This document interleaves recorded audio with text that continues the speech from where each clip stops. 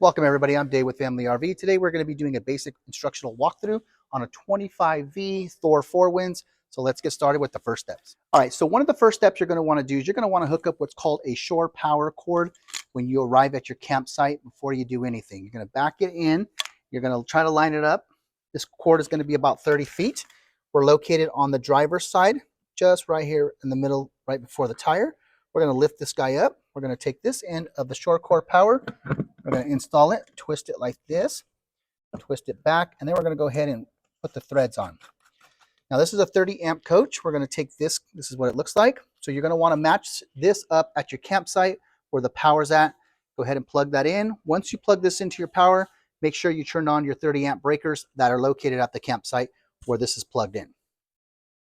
Now if you're at our house and you need an adapter for this 30 amp, you don't have a 30 amp plug, this is an adapter to plug into a regular household outlet that will give you power to keep the batteries charged or to run the AC or any kind of microwave or any outlets.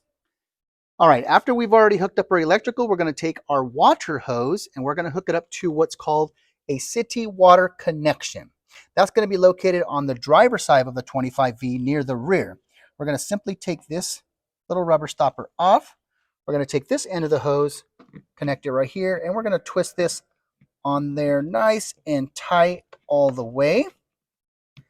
Then what we're going to do is we're going to take this end of the hose. Now make sure this brass right here is called a water pressure regulator. Make sure this is attached to this end of the hose, and we're going to attach this end to the water spigot at the campground. Now before you turn on your water spigot at the campground, always make sure that all the faucets inside the coach are turned off. Once you verify that all the faucets are turned off, go ahead and turn on your water spigot, and this is going to be your constant flow of water supply for your campground. Now right above your city water connection, you're going to have what's called a fresh water tank fill. So if you are dry camping and you don't have access to a water spigot, you're going to want to make sure that your fresh water tank is filled up so that you have a complete water supply while you are dry camping or you're boondocking. To fill this tank up, you're going to simply put the hose inside like that, hook it up to a water source probably at your house, and you're going to fill this up. Now once this is filled up, you can check the levels inside on the control panel, which we'll get to later, or water will start spewing out of here. Once that water starts spewing out of there, then you know that the tank is full. Don't let it run for so long. As soon as it's filled up, turn the water off, and then you're good. All right, the next step after we hooked up our water supply is we're going to come over here, and if your campsite is equipped with a full hookups, that means you have electrical, sewer, and water. At the campground, they'll have a little hole in the ground where you can put your sewer hose, and to connect it, it's going to be on the driver's side, closer over here by the door.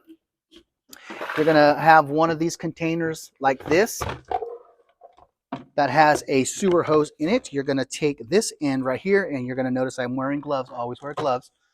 We're going to come over here and take a look at this. This is your cap. Always make sure these valves are closed before you take this cap off. We're going to simply remove that cap. We're going to take this end of the sewer hose. We're going to lock it into place like so. Then we're going to take this end of the sewer hose and we're going to put it in the hole in the ground at the campsite where it's supposed to go exit. Now once you have your sewer hose connected right here, we're going to make sure that the black, which is the toilet, and the gray, which is the water for the shower and the sinks, we're going to make sure those are closed. We are going to leave these closed. Just because you're hooked up to a sewer line does not mean that you open these. We want these closed until your tanks get to 2/3 or full. The reason is that these are gravity fed tanks. We want pressure to push everything out when it's time to release. In the order that you do have to dump, you're going to pull the black first, like this, and all the waste is going to come out. Then you're going to go ahead and pull the gray valve. Now, once you've pulled your black and you've pulled your gray to help flush out the hose, that means your tanks are going to be empty. You can go ahead and close the gray and close the black valve like so. Now that we've hooked up our electrical, sewer, and water hose, we're going to start pulling out the slide.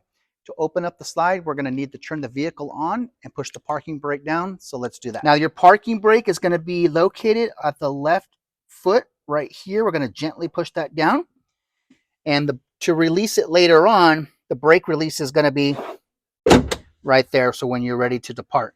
For now, we're going to push it back down and we're going to start the vehicle and we're going to go move on to the next step on how to push out the slide. Now, before we open up the slide, we're going to want to make sure that this seat is not touching the slide. It can damage it and scrape it.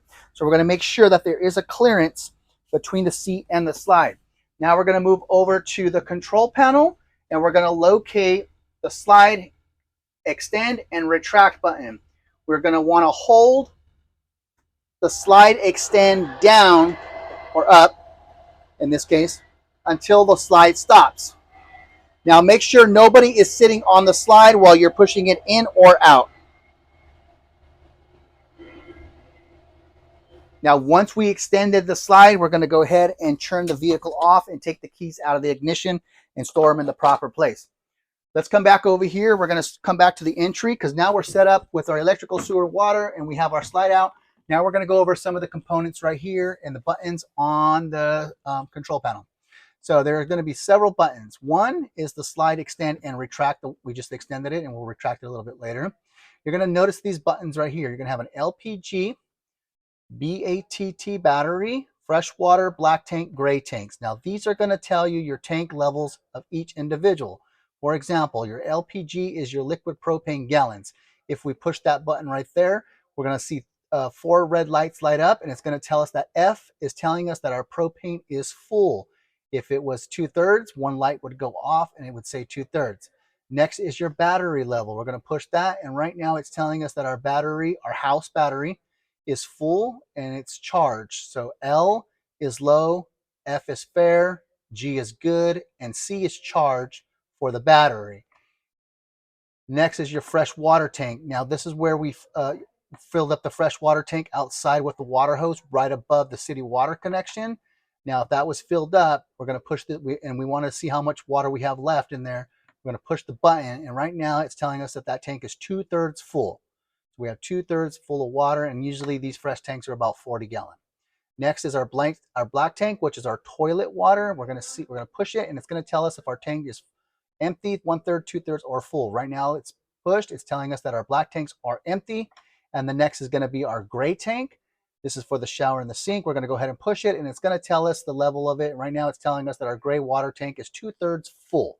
So those are your tank levels right there. The other button on this control panel is your water pump. The water pump is used to pump out the fresh water from the water tank when you are boondocking or if you're on the road and you need water.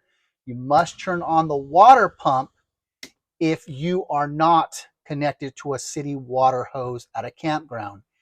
If you are connected to a city water hose at a campground, you do not need the pump on. The pump remains off as long as you're hooked up to city water.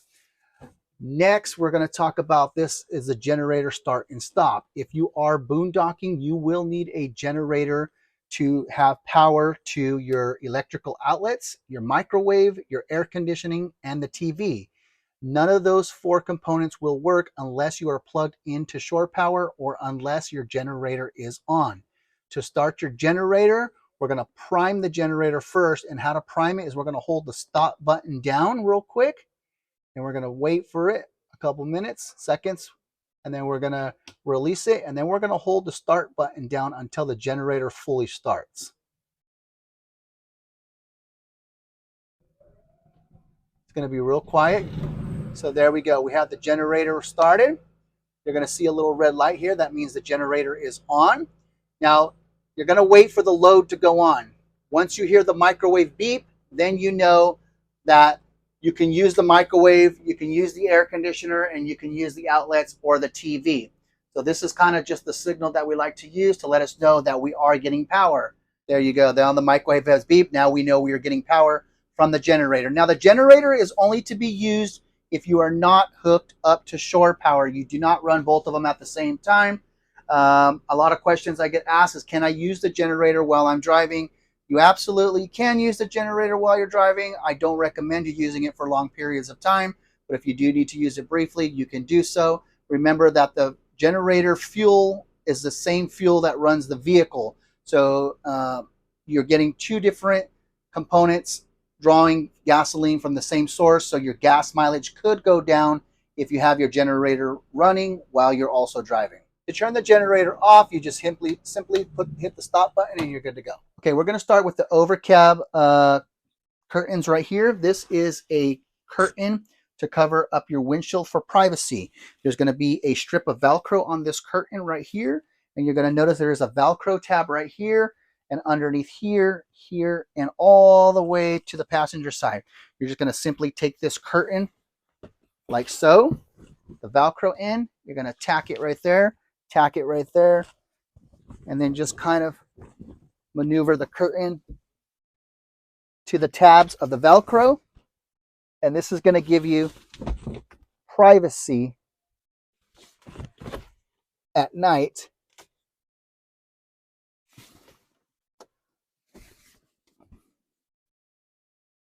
like so.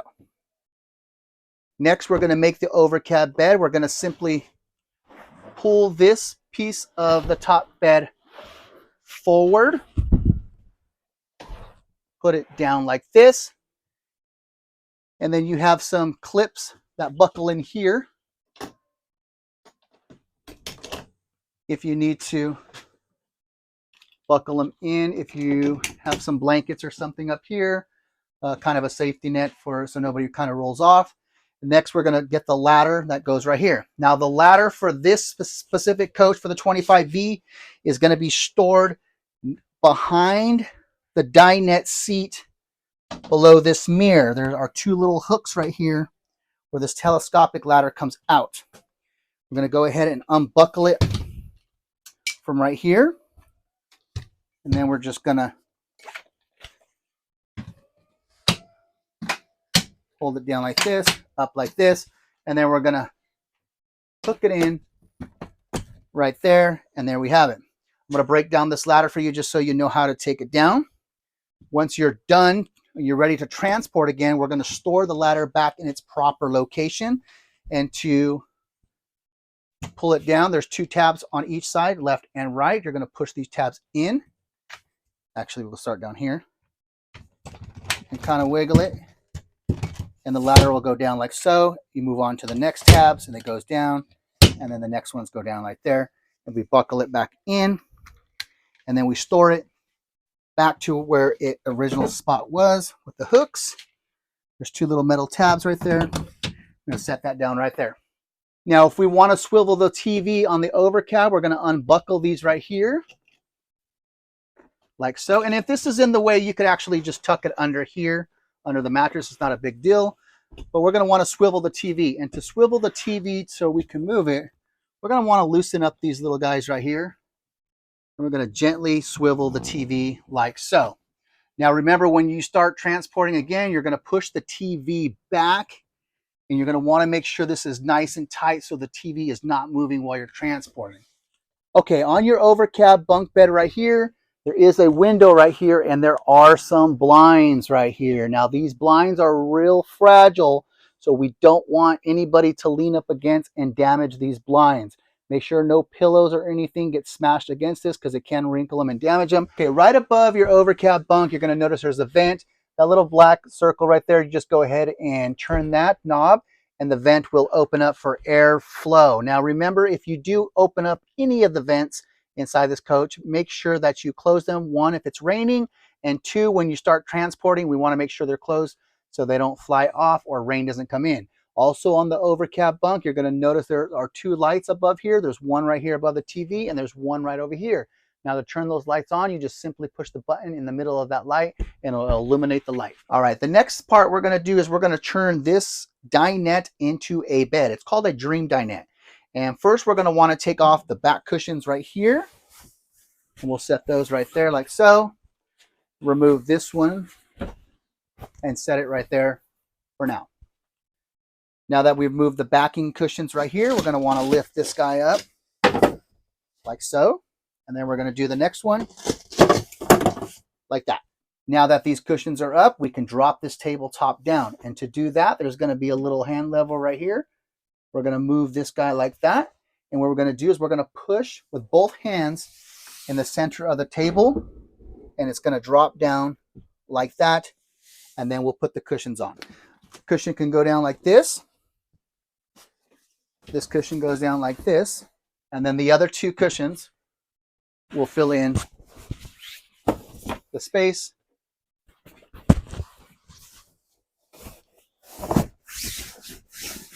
to make a bed. Now we're going to put the bed back into dinette position, and all we're going to really do is just do it in reverse mode. We're going to go ahead and remove the cushions like we did before. Store them up there real quick. We're going to put these guys back up right here. This guy back up right here. Then we're going to use both hands and lift the table up like this. And then we're going to want to make sure that this guy is locked into position. Drop the cushions back down. Put the backing back on.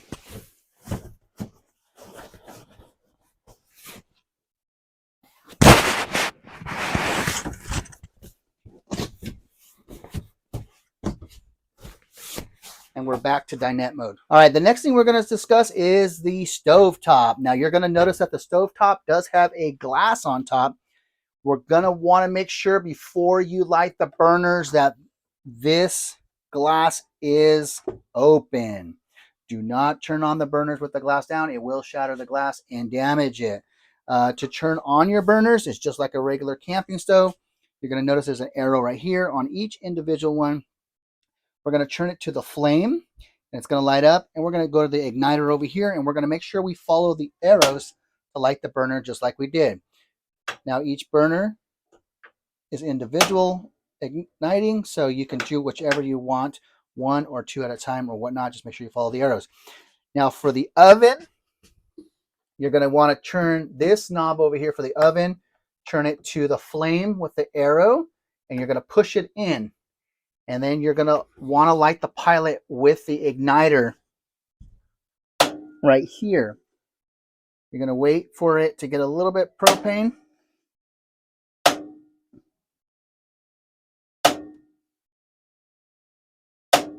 There we go. The pilot is lit. Once the pilot is lit, you can release the oven knob right here and turn it to whatever temperature you want it at. And it's going to light up the whole thing. Let's take a look under here. That's what the pilot looks like for the oven. Once you turn this off, the pilot light will turn off and you will need to reignite it if you want to start it again. Now, before you put the glass down, make sure the burners are cooled down. Also, make sure this glass is put down when you are transporting. Okay, inside the kitchen, if you are cooking something, you're going to notice right above your head, there is a fan right here for the exhaust. If you are cooking, you could also open up this window right here to ventilate the coach also. Now, to open up this vent, you're going to simply twist the black knob clockwise, and it's going to open up. And to turn the fan on, there's going to be a switch right under the cabinet above the sink. There's a light switch. There's another light switch, and then there's the fan switch that turns on the fan up here. Now, if this fan switch did not turn on the fan, make sure you locate the switch that's on this vent, because that could also be turned off if it didn't turn on over there. So usually we have this one on all the time, and we just control it from underneath here. Now, this is a 12-volt refrigerator. It runs only off the 12 volts or the shore power, which means it does not run off of propane. So you're going to want to make sure your batteries are charged at all times. If you are boondocking, there is solar on top. However, you will still need to start the generator to charge the batteries if you're not getting the proper solar to charge the solar panels. There's a latch right here. Make sure that when you're transporting, this latch is closed so these doors don't fly open. To open the fridge or the freezer, put that latch right there, pull it open right here, and pull it open right here. And you can see you got a nice, big, spacious refrigerator and freezer. All right, next we're going to move into the bathroom. The bathroom doors are right here. It's got 2 doors, nice, spacious bathroom that's going to give you extra room. We're going to open up this right here, and there is a magnet up here, if you're wondering what that is. It's a magnet for this door to attach right there. Then we're just going to come on over here. We'll turn the light on. We'll take a look right here. There are 2 switches right here. One's a light switch, and the other is a fan switch. Going to turn on your fan and your light right there. And we're going to move on to the toilet. We're going to just show you how to flush. You got to have your city water connection on, or your water pump, there's a foot pedal right below to help you flush the toilet, and that will release the water to flush down the toilet. Remember to always use RV marine toilet paper and not 2-ply. It's special toilet paper for RVs and marines to break down easier. Right behind the toilet on the wall, you have your GFI outlet right here in case any of your breakers, your outlets pop. You can go ahead and try to reset the breakers from right there first. Your GFI reset right there. Then you got your regular normal shower handles right here, hot and cold, and we'll talk about the hot water right now. And then this is your shower handle right here with a stop button to stop the water so your tanks don't fill up so fast, or so your hot water doesn't drain so fast. That's just a stopper. Then you got your sink right here and some outlets right there. All right, so we're in the bathroom and we're going to talk about how to get hot water for your RV on the 25E. You're going to see this little box right here, and you're going to see a red light. That's going to power on that guy just like that. We're actually going to set this down to 115. That's the right way we want it. It's going to blink. Now, this is a tankless water heater, which means as soon as you turn this on, you want to give it about 5-10 minutes, and you turn on your water, and you're going to notice that this temperature, there will be a temperature thing right there. The temperature will start going up, and that's telling you that the hot water is getting hot. You're good to go. When you are not using this hot water, always remember to turn it off. You don't need it on constantly because it's instant and it'll heat up really fast. Now, in the hallway by the bathroom right below the refrigerator, what we're going to have is your fuses and your breakers. And to open that up, you're going to simply push that door open like that, and it's going to give you a list of what all the breakers are for, everything like that. Now, breakers can trip. Sometimes they do trip, and fuses sometimes do go out. What we're going to do is usually a red light will light up right here to indicate that the fuse is out if it's broken, and that'll tell you exactly which one. Not all coaches are the same. It may not light up, but these are where all the fuses are at. Now, if a component's not working, one of the first things you're going to want to come check is your breaker box right here to make sure that that breaker's not tripped. All right, we're going to move into the bedroom, and we're going to discuss on how to make this into a full-size bed. And we're going to just a couple of components in here. But first, we're going to show you how to get this privacy door closed. It is buckled right here with a button. And then we're going to gently just slide it over. And there's going to be a little notch right here with a hole right here, which is going to help us close that door and give us that privacy. Make sure that this is closed while you're transporting. It is very delicate. So we want to make sure it's not flopping around while you're transporting, and we're going to make sure it's buckled back in. Now, there is a light switch at the entry right here. Any of these black switches that you kind of see right here, like that, look like that, or either a fan switch or a light switch. In this case, it's a light switch, and we got some outlets and some cable. Right over here, we're going to turn this bed into a one bed, okay? And right now it's in two. What we're going to do is you're going to notice, if you can come on over here, this is the cushion, and this one's a little bit heavier. Now, if you have it made into two different beds like this, you're going to notice that the cup holders are right there, and the top of this is wood, okay? Now, if you want to make this into one bed, you're going to want to make sure that this is flipped around so the soft cushion is on this side. Also, you're going to move this guy back like this, and then we're going to put the lighter cushion in the middle like that to make a bigger bed. All right, the next component we're going to talk about is going to be for your furnace, which is your heater to heat up the coach, and your air conditioner module. To turn on the air conditioner, you're going to come to the module that the temperature right here, right up in the bedroom, right above the light switch. We're going to see this dial right here. We're going to push that dial until we see the off blinking on and off. Once we see that, we're going to push the dial, move it over to cool. Once we see that, we're going to select it. It's going to say fan, and it's going to say auto high or auto low. Right now, we're going to turn it back to auto high. We're going to select it, and we're going to turn the temperature down with the dial right here. Once we get it to the temperature we want, we're going to select it, and the air conditioner is going to kick on. Let's go take a look at the air conditioner over here. Now that we have the air conditioner running, the air is going to be coming out to these two vents up here. Now, if you want to get it to come out through the smaller ducts throughout the coach, you're going to need to close this vent right here and then close this vent right here. Once we do that, the air is going to start coming out through the air ducts throughout the ceiling. All right, we're going to turn the air conditioner off and turn on the furnace. To do that, we're going to simply tap it again, and we're going to go to off, and we're going to select it, and then we're going to turn off the fan, and that's going to shut off the air conditioner. Now we're going to move on how to turn on the furnace. Same way, just different source. We're going to tap it again, wait for the blinking off, move the dial over to heat, select it, and then turn to whatever temperature we want it at. We're going to just go ahead and put it all the way to the top, select it, and then you're going to hear the furnace kick on. Now the furnace, you got to just leave it on. It's going to get nice and warm in here when it's cold outside. And then, of course, when you want to turn it off, you're going to select it again.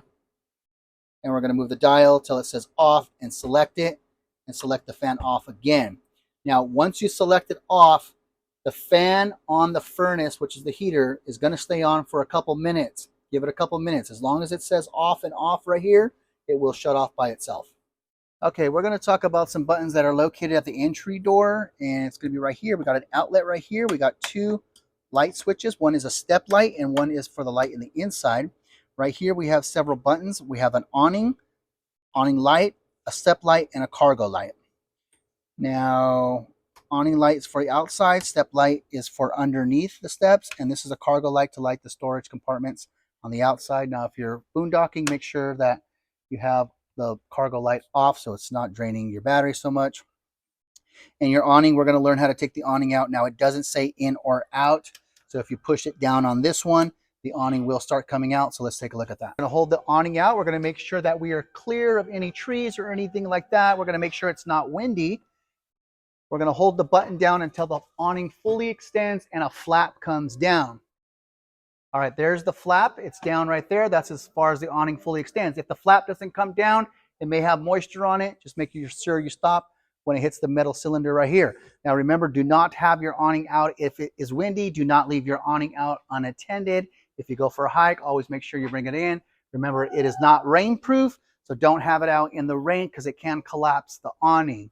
And make sure that you have no fire pits or anything underneath the awning because it will catch fire if you have it under. Make sure all your fire stuff is safely out of the way of the awning. All right, we're going to pull the awning in, and it's going to roll in like that, and then we're just going to hold the button until the awning completely stops by itself. All right, now the awning is fully closed. All right, at the entry door by the steps, you're going to notice that there is a knob right here. This is called a battery disconnect. The battery disconnect will stay on at all times. Do not turn it off. You will get zero power to the coach. This is for us when we store it. Now we're going to break down the coach, and to do that, we're going to go ahead and pull our slide in. And remember, to pull our slide in, the vehicle needs to be turned on, and then we're going to hit the slide. Now that the vehicle is turned on, we're going to make sure that our front seat is clear and it's not going to scrape on the slide when we retract it. Now that our seat is clear, we're going to go ahead and hit the retract button, and we're going to hold the retract button down until the wall fully closes by itself. All right, so now that we've closed our slide, we can start detaching everything from the outside, our electrical, sewer, and water hose.